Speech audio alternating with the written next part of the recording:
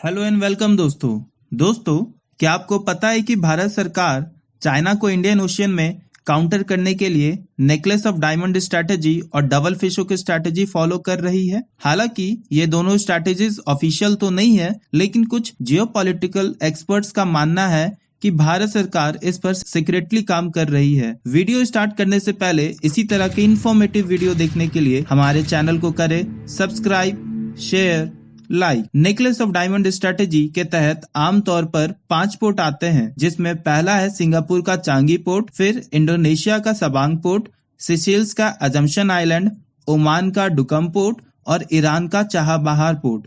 सबसे पहले बात करते हैं सिंगापुर के चांगी पोर्ट के बारे में। जुलाई 2018 में इंडिया ने सिंगापुर के साथ एक बायलैटरल एग्रीमेंट साइन किया, जिसमें इंडियन नेवी शिप्स को logistical support, refuelling facility Singapore अपने इस पोर्ट से प्रोवाइड कर सकता है। इसके साथ ही Changi base strait of Malacca के बिल्कुल टिप पर है, जिससे इंडिया को एक स्ट्रैटेजिक एडवांटेज मिल जाता है, क्योंकि स्ट्रेट ऑफ मलाक्का के थ्रू ही चाइना का ज्यादातर ऑयल और नेचुरल गैस इंपोर्ट पास होता है। युद्ध जैसी स्थिति में इंडिया इस रास्ते को ब्लॉक कर चाइना में एनर्जी क्राइसिस भी खड़ी करवा सकता है। 2018 में भारत ने इंडोनेशिया के साथ एग्रीमेंट कर भारत ने सबांग पोर्ट का इकोनॉमिक और मिलिट्री एक्सेस गेन किया। सबांग पोर्ट मलाक्का स्टेट के बिल्कुल एंट्रेंस पर है, जिससे भारत मलाक्का स्टेट को ब्लॉक कर सकता है। 2018 में भारत ने सिसिल्स के साथ एक एग्रीमेंट साइन किया, जिसमें सिसिल्स के अजम्पशन आइलैंड पर एक ज्वाइंट फैसिलिटी बनाने की बात कही गई, लेकिन वहां के अपोजिशन के कड़े विरोध के बाद इस एग्रीमेंट को सिसिल्स गवर्नमेंट ने खत्म कर दिया। कुछ रिपोर्ट्स के अनुसार भारत सरकार अभी भी सिसिल्स गवर्नमेंट के साथ इस आइलैंड के लिए बात कर रही है।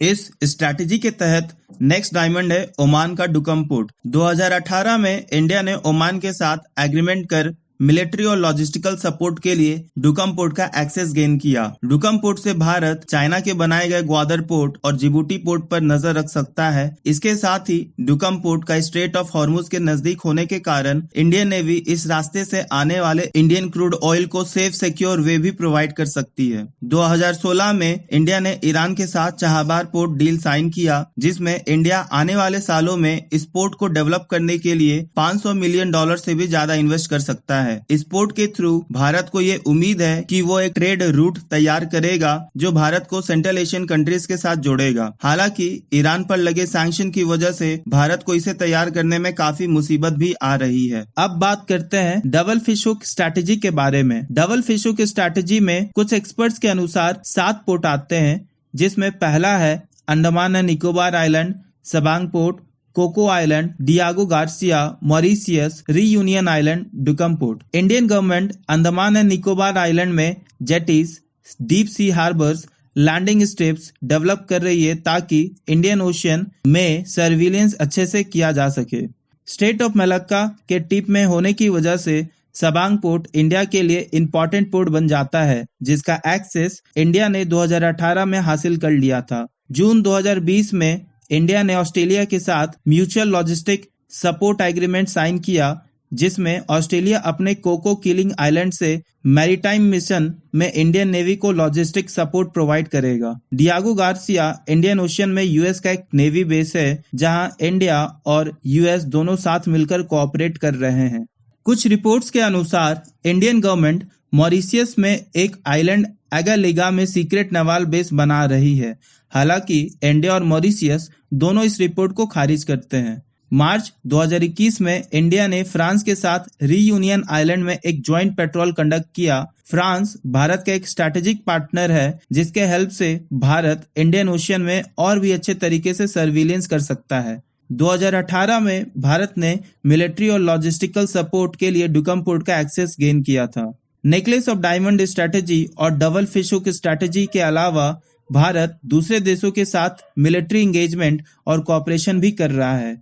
सबसे पहले बात करते हैं इंडिया का यूएस के साथ कोऑपरेशन। 2016 में इंडिया ने यूएस के साथ logistic exchange memorandum of agreement LEMOA sign किया। इस एग्रीमेंट के तहत यूएस इंडिया को logistic support, medical services, training, communication service provide कर सकता है। 6 सितंबर 2018 को इंडिया ने यूएस के साथ communication compatibility and security agreement COMCASA sign किया, जिससे इंडिया को यूएस के एडवांस डिफेंस सिस्टम को यूज करने का एक्सेस मिला। नेक्स्ट बात करते हैं कोऑपरेशन विद जापान। 9 सितंबर 2020 को इंडिया ने जापान के साथ acquisition and cross servicing agreement sign किया। इस एग्रीमेंट के तहत दोनों देश एक दूसरे के सर्विस और सप्लाईज को मिलिट्री एक्सरसाइज के समय एक्सचेंज कर सकते हैं और एक दूसरे के पोर्ट को विजिट भी कर सकते हैं। Cooperation with Philippines. इंडिया लगातार फिलीपींस के साथ डिफेंस इंगेजमेंट कर रहा है। इस बात को हम इससे समझ सकते हैं कि 28 जनवरी 2022 को इंडिया ने फिलीपींस को $375 मिलियन का ब्रह्मोस मिसाइल बेचने का तय किया था। Cooperation with Vietnam. इंडिया और वियतनाम इकोनॉमिक और डिफेंस फील्ड में भी कोऑपरेट कर रहे हैं। कुछ रिपोर्ट्स के अनुसार इंडिया वियतनाम को ब्रह्मोस मिसाइल भी सेल कर सकता है। सेंट्रल एशियन कंट्रीज इंडिया के लिए बहुत इंपॉर्टेंट है। इंडिया सेंट्रल एशियन कंट्रीज में लगातार अपना इन्वेस्टमेंट इंफ्रास्ट्रक्चर प्रोजेक्ट्स में बढ़ा रहा है। एक और रिपोर्ट के अनुसार 2017-18 में इंडिया और अफ्रीका का बायलैटरल ट्रेड $63 बिलियन को भी पार कर चुका था। इंडिया अफ्रीकन कॉन्टिनेंट का 5th लार्जेस्ट इन्वेस्टर है और अफ्रीकन कॉन्टिनेंट इंडिया का 3rd लार्जेस्ट एक्सपोर्ट डेस्टिनेशन है। इंडिया क्वाड कंट्री के साथ कोऑपरेट कर India supply chain, infrastructure development, technology और अपने डिफेंस सेक्टर को बहुत इंप्रूव भी कर सकता है। इस टॉपिक पर डिटेल्ड आर्टिकल पढ़ने के लिए हमारे वेबसाइट पर विजिट करें और वीडियो पसंद आई हो तो सब्सक्राइब भी करें।